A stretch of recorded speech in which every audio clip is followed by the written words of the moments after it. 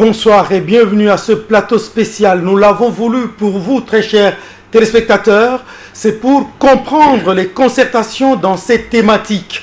Aujourd'hui, nous allons darder notre regard sur l'économie et les finances avec le professeur Faustin Luanga. Il est économiste de formation et de profession.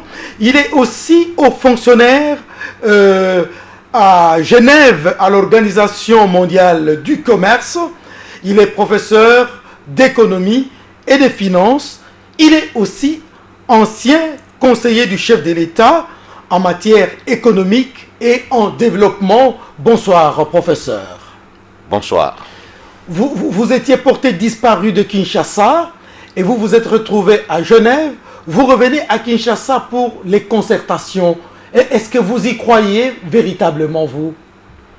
Oui, j'y crois. D'abord, chaque fois quand les gens se concertent, ils se retrouvent pour échanger, c'est ce qui nous a été demandé, et d'échanger, de se parler, de discuter, de proposer librement, sans contrainte. C'est ce que le chef de l'État a souhaité, c'est ce que les décrets appelant, convoquant les concertations le fassent. Oui, j'y crois. Et vous restez optimiste quant aux résultats que devront donner ces concertations? Les résultats, nous les aurons. Ce qui fait le succès, ce n'est pas les résultats tout simplement, c'est la mise en œuvre des résultats qui fera les succès de ces concertations. Parce que si on ne met pas en œuvre les résultats qui vont découler des 5 groupes thématiques, pour notre groupe, c'est l'économie, le secteur productif et les finances publiques. Il y aura beaucoup. On va procéder, je crois on discutera dans le détail. Absolument, justement, professeur, parce que vous mettez la main sur la plaie, comme on dit. Mais prenons d'abord de manière globale. Quel est l'état aujourd'hui de la situation des finances et de l'économie au monde? Au monde? Au monde. Bon, le monde sort d'une crise financière et économique sévère depuis l'an 2008.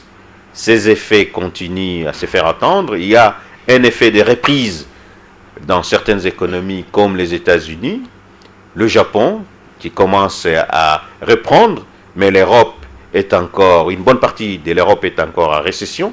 Depuis 2008, la crise financière a frappé le monde occidental, le capitalisme, là où ça fait mal, ça c'est le portefeuille, et le monde ne s'est pas bien porté. Il y a eu beaucoup de fermetures d'usines aux États-Unis. On a vu des grandes entreprises, des grandes usines comme General Motors menacées de fermetures, qui ont été sauvées par l'apport massif d'argent de l'État. C'est que c'est un mythe qui est tombé, que l'État pouvait intervenir dans l'économie capitaliste.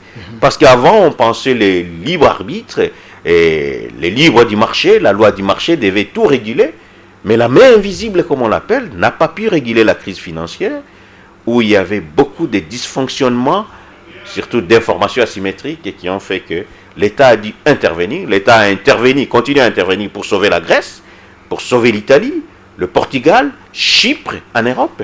C'est que l'État a dû intervenir avec beaucoup d'argent. L'Europe, par exemple, a perdu plus de 1000 milliards depuis 2008 pour seulement sauver le secteur bancaire. Bon, il s'est passé quelque chose vraiment de grave. Alors, ce qui me heurte un peu, quand l'Europe est en crise, vous vous dites, le monde ne va pas bien. Parce que l'Europe représente beaucoup pour le monde. L'Europe à elle seule exporte beaucoup et importe beaucoup pour le monde. Voilà pourquoi c'est une machine, l'Europe.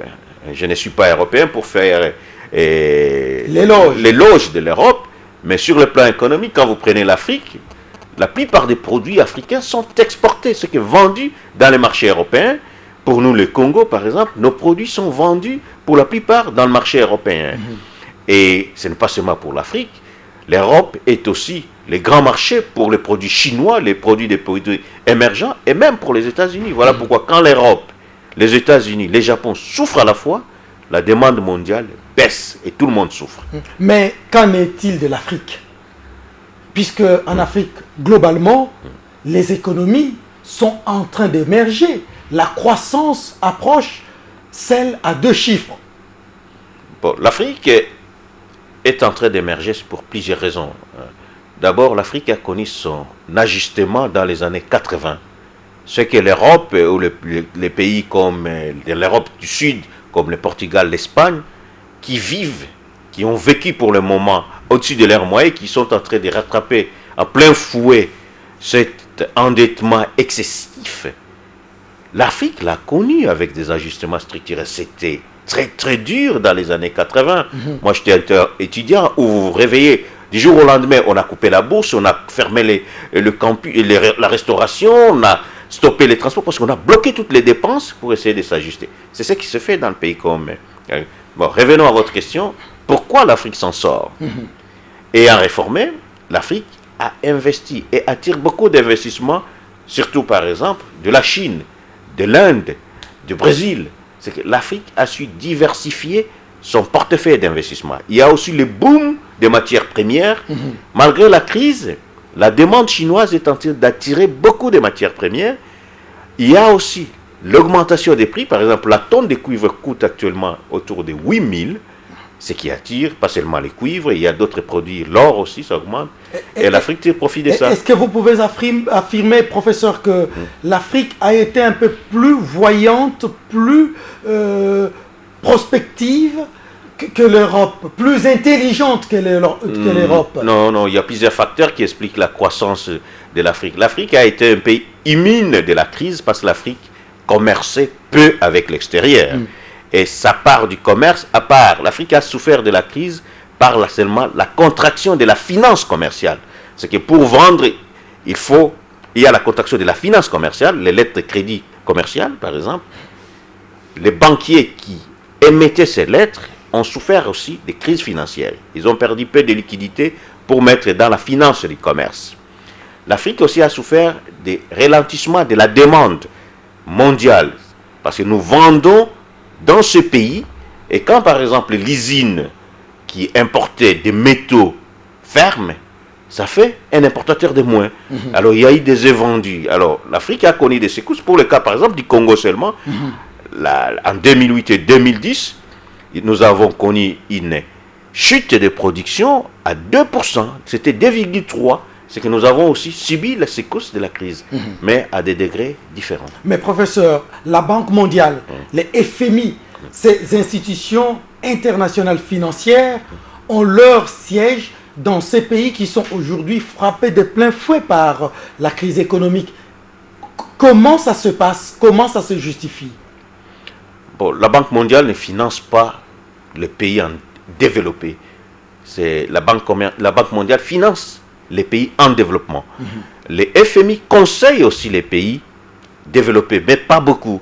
Avec la crise financière, le rôle des FMI, des Fonds monétaires internationaux, s'est vu renforcé, surtout avec la crise grecque, où elle est partie prenante dans ce qu'ils appellent la Troïka, à savoir l'Union européenne, le FMI et la Commission européenne, pour aider la Grèce à se restructurer, c'est-à-dire à racheter une part de ses actifs toxiques, ses dettes et ces actifs qui ne savent plus être utilisés, ni remboursés, ni échangés, à les racheter afin de rendre le système bancaire grec, par exemple, sain. Ces institutions, il faut le voir à leur création d'abord.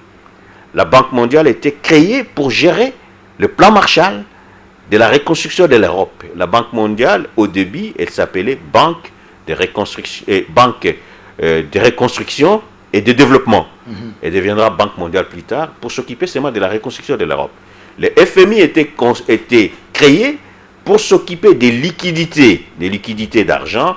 Quand il y avait des problèmes d'insuffisance de paiement, de balance de paiement, on devait avoir une institution qui devait prêter de l'argent.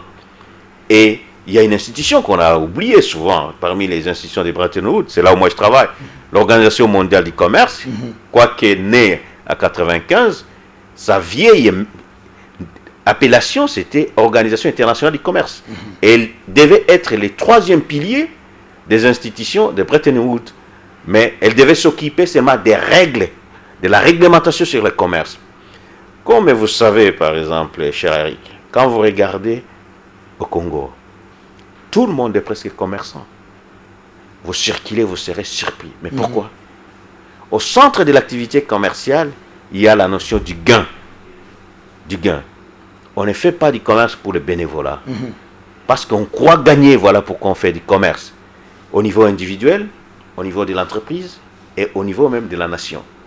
Et maintenant, imaginez, quand certains gagnent, ça signifie qu'il y a quelques-uns qui perdent un peu, imaginez qu'il n'y ait pas de règles du jeu. Alors, moi j'ai l'habitude de dire, si l'OMC n'existait pas, on l'aurait créé. Et l'OMC a été créé pour mettre de l'ordre dans les transactions internationales, dans la réglementation commerciale internationale. Alors, vous prêchez là pour votre chapelle, je vous le concède, mais expliquez-nous, professeur, dans l'entretemps, l'Afrique a continué à fournir ses produits à l'Europe. L'Europe est frappée par la crise. Je ne vois pas encore très clairement comment il est advenu que l'Europe soit frappée par la crise, concrètement. Que s'est-il passé? Rapidement. Que s'est-il passé?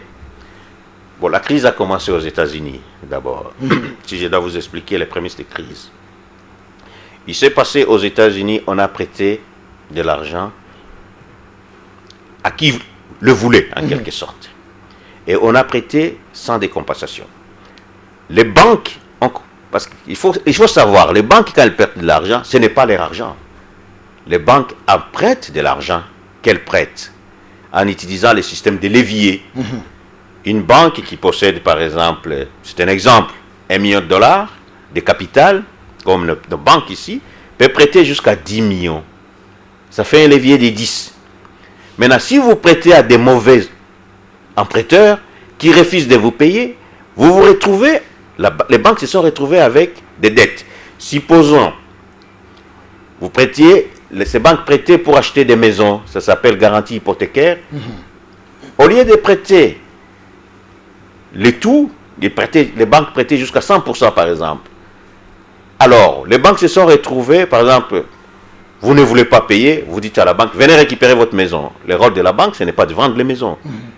Alors, quand les Américains ont commencé à ne pas vendre, à ne plus payer, pourquoi ils n'ont plus payé?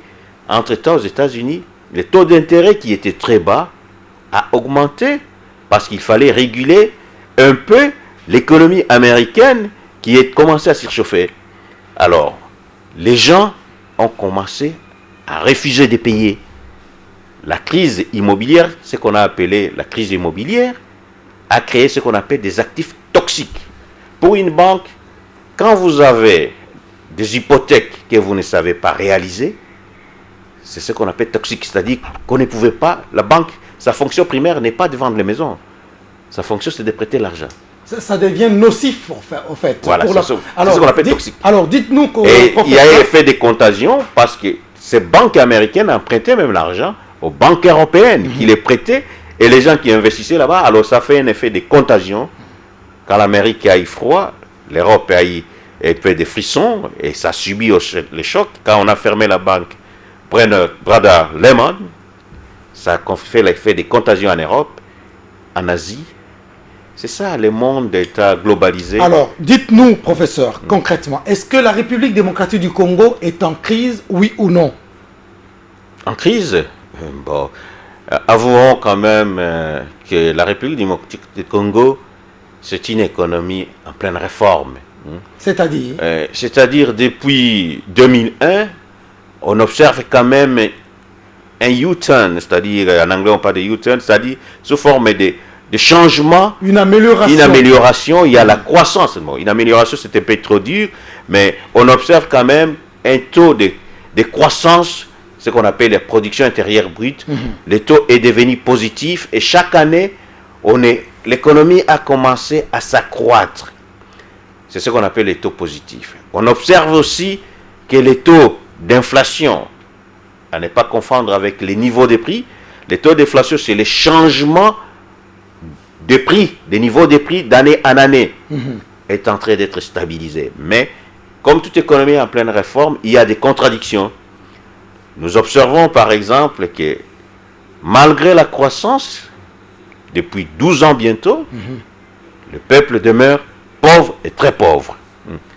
malgré que les taux d'inflation, on dit que c'est stabilisé, on ne dit pas, mais c'est constaté, c'est stabilisé, parce que ça décroît chaque année, on n'a plus des taux d'inflation, les prix qui changent au jour au lendemain, où on partait le matin, le soir ça changeait, mais le niveau des prix est encore très élevé par rapport au Congolais qui n'a pas de salaire, qui ne suit pas les rythmes salaires, et le taux de chômage des Congolais est très élevé. Voilà pourquoi on ne perçoit pas la croissance, les effets de la croissance, ni les effets de la baisse des taux d'inflation. Mais professeur, c'est là justement le problème. Comment expliquez-vous scientifiquement cette ambivalence? On maîtrise le taux d'inflation, la population demeure pauvre et son pouvoir d'achat s'amenuise jour après jour. Bon, c'est une très bonne question, Luc. C'est une bonne question. C'est cela l'économie. Gérer la cité, faire l'allocation des ressources. Ça me pousse au cœur même de la philosophie, de la politique poursuivie au Congo. Au Congo, actuellement, avoir la manière dont l'économie est gérée, on maîtrise la croissance, parce que c'est un objectif, la croissance, qui est positive, mais les gens sont pauvres. Pour quitter les gens de la pauvreté, il y a la manière de faire. L'économie doit servir à créer des richesses.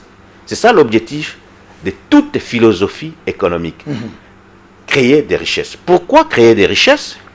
Pour améliorer le bien-être des citoyens. Ça, c'est l'objectif de tout politicien, et l'économie est au service de la politique d'un pays. Alors, est-ce que notre économie est conçue de telle que, ou elle est gérée de la manière pour créer des richesses? C'est une question fondamentale. Et je voudrais, professeur, que vous puissiez y répondre tout à l'heure, parce que je voudrais vous poser justement cette question. Est-ce qu'aujourd'hui, notre économie crée des richesses pour le bien-être collectif? Donnons crédit aux dirigeants. L'économie crée des richesses parce qu'il y a accroissement marginal des richesses. Mais l'économie crée des richesses dans des secteurs qui ne sont pas porteurs de création d'emplois massifs. Je m'explique. Parce que quand il y a croissance, ça signifie qu'il y a quand même augmentation des richesses. On est parti d'une petite base. Les usines étaient, les guerres et tout ça, ça a détruit les tissus économiques qu'il faut reconstruire. L'agriculture qui employait beaucoup de gens est à déliquescence. Il faut rebâtir les fermes, il faut reconstruire les plantations, parce que ça employait beaucoup de gens. C'est à l'abandon. Alors la priorité qui est poursuivie pour le moment n'est pas porteuse de création de richesses qui touchent la masse. Voilà pourquoi on ne sent pas ça. Pourquoi? Parce que on focalise plus sur le paraître, c'est-à-dire l'inflation. L'inflation, réduire l'inflation, c'est bonne chose. Mais quand vous réduisez l'inflation, c'est-à-dire les changements des prix, mais les niveaux des prix demeurent très hauts, il y a un problème. Parce que qu'est-ce qui fait que les prix demeurent hauts au Congo? Parce que vous pouvez maîtriser l'inflation, les changements des prix, mais si les taux doivent baisser, il y a ce qu'on peut faire. C'est la productivité et la compétitivité de l'économie. C'est quoi? C'est les coûts de production qui est très élevé au Congo. Pourquoi les coûts de production est très élevé? Les usines sont vétustes, vieilles.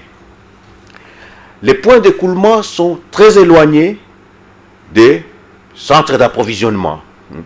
Alors les points de marché, les foyers d'agglomération comme Kinshasa est très éloigné des centres d'écoulement ou bien des centres d'achat à l'intérieur du pays. Les infrastructures, les coûts physiques des déplacements, très élevés. Et puis il y a ce que nous appelons les coûts humains. Les tracasseries administratives aussi sont élevées, ce qui fait que les coûts est très très élevé. Je vais vous donner un exemple simple que moi j'aime donner. C'est le ciment. Tout à fait.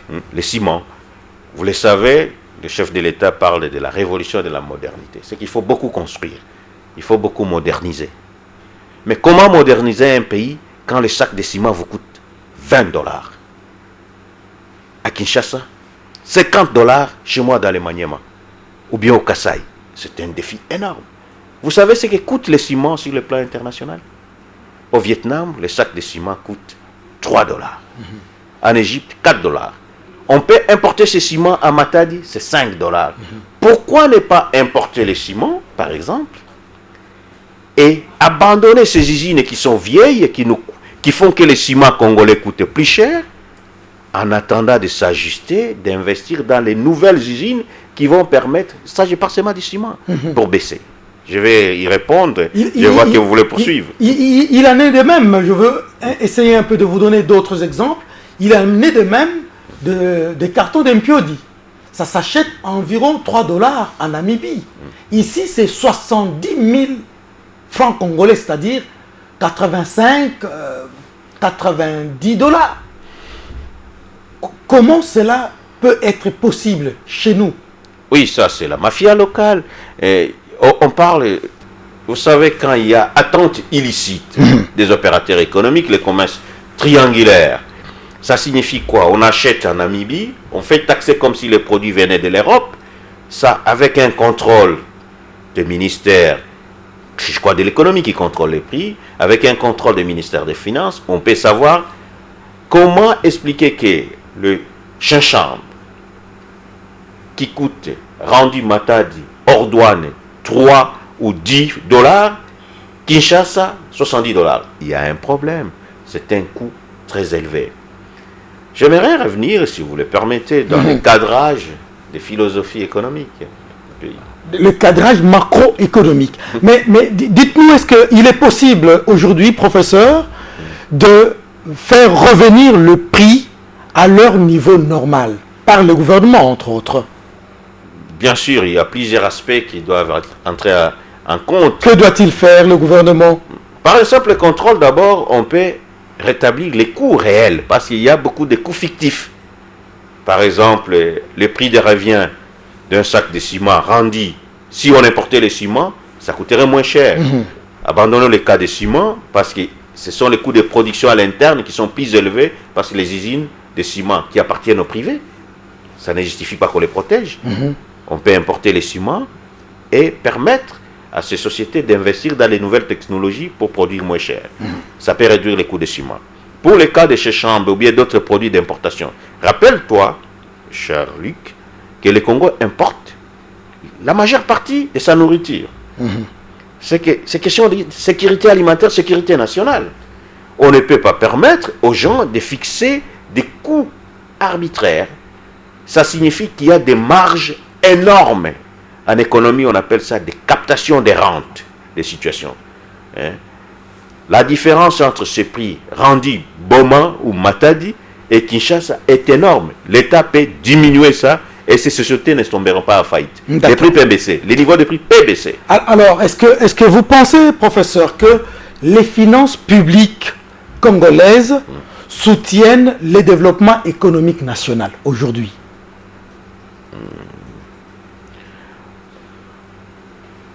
C'est la philosophie même de la finance ou du financement des développements que vous me demandez d'apprécier. Oui. Comment est gérées les finances publiques actuellement au Congo? Je crois que les finances publiques sont gérées sur des bases saines. C'est très bien. Mais ça signifie des bases saines et sur base caisse. Gérer les finances sur base clairement, caisse. oui, clairement ça veut dire quoi, professeur? Clairement, ça veut dire tout simplement, nous allons utiliser ce que nous avons. Si nous n'avons pas, nous n'utilisons rien. Sur base caisse. Mais on ne peut pas financer le développement d'un pays sur base caisse.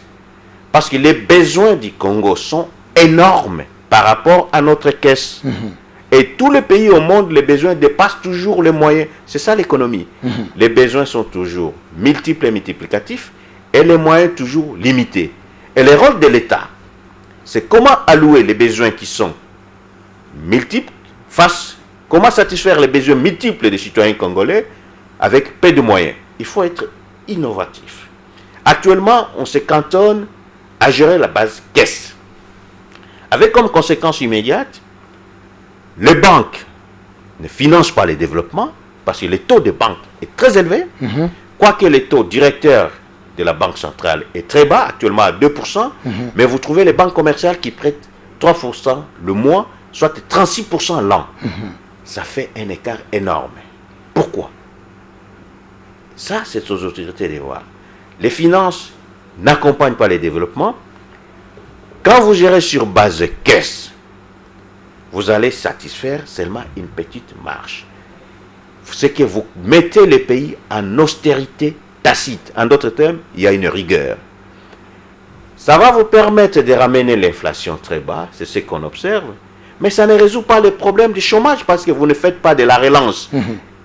Vous appliquez la politique monétaire, mais vous ne faites pas la relance. Vous appliquez la politique budgétaire sur l'aspect dépenses, mais vous n'appliquez pas l'aspect des recettes, qui est une politique budgétaire. Il faut chercher l'argent pour satisfaire le budget, pour satisfaire le besoin du Congolais. C'est qu'il faut élargir l'assiette pour que notre caisse s'élargisse. Attendez, professeur, quand vous dites qu'aujourd'hui, c'est une question de politique, mais les cadres macroéconomiques est maîtrisé. Notre croissance approche la croissance à 2 chiffres. Pour vous, le problème se pose où précisément? Et quand vous dites qu'il faut chercher l'argent, mais notre pays est bourré des atouts, l'argent se trouve ici au pays, professeur. Bon, que signifie maîtriser les cadres macroéconomiques? Bon, c'est ce qu'on appelle les carrés de Caldor en économie, pour ceux qui le savent. Vous avez, c'est le cadre, c'est un cadre. La macroéconomie, c'est un instrument. Ce n'est pas l'objectif d'une économie. L'objectif d'une économie, je vous l'ai dit, c'est créer des richesses pour satisfaire les besoins. Et on se sert d'un cadre, de l'instrument qui est la macroéconomie. Il y a la microéconomie, il y a l'investissement, il y a les sociales, il y a l'éducation, il y a d'autres aspects. C'est que gérer un pays ne s'arrête pas à la gestion macroéconomique, le cadre macroéconomique. C'est un des éléments qui est maîtrisé. Quand on parle de maîtriser, ça signifie quoi? Le carré de Caldor que je vous disais, vous avez au-dessus, c'est l'inflation qui doit baisser, qu'on doit opposer toujours au taux de chômage, qui est très élevé au Congo, malheureusement. Près de 90%. Ouais. Les deux ne peuvent pas aller facilement ensemble. Quand vous maîtrisez trop l'inflation, c'est bien, les prix n'augmentent pas, mais quand les gens sont à chômage, c'est qu'il n'y a pas de pouvoir d'achat, il n'y a pas une demande qui est créée, ça va créer un effet d'éviction des entreprises qui n'ont plus d'argent. Parce que maîtriser l'inflation, c'est que vous maîtrisez la caisse, gestion sur base caisse. Je vous ai dit, les banques ne prêtent pas l'argent. Et quand vous ajoutez la manière dont la dette intérieure est bloquée aussi, parce que le gouvernement ne paye pas la dette intérieure, c'est que les entreprises souffrent des problèmes de trésorerie, mais ils vont fermer. Ils vont fermer. Ça ne va pas créer d'emploi. Est-ce que ça veut dire, professeur, vous allez continuer, que lorsqu'on nous dit que nous avons maîtrisé les cadres macroéconomiques, est-ce que ça veut dire que c'est un écran de fumée qu'on met sur la face des Congolais, puisque, effectivement, socialement parlant, nous ne ressentons pas les effets de cette maîtrise du cadre macroéconomique? J'aimerais revenir d'abord pour expliquer que le cadre macroéconomique n'est qu'un instrument. Les politiciens doivent définir l'objectif, la vision de l'économie qui est de créer des richesses pour satisfaire les besoins du Congo. Se servir des cadres macroéconomiques qui est utile, mais insuffisant. Oui, expliquez-nous dans le même temps, professeur, ce que c'est créer des richesses dans votre entendement. Revenons d'abord à la cadre macroéconomique et puis je vais expliquer les richesses. Oui. On a stabilisé l'inflation face à un chômage élevé. On a un surplus budgétaire dans un contexte de non-satisfaction de plusieurs besoins. C'est incohérent. Vous ne pouvez pas dire vous êtes en surplus budgétaire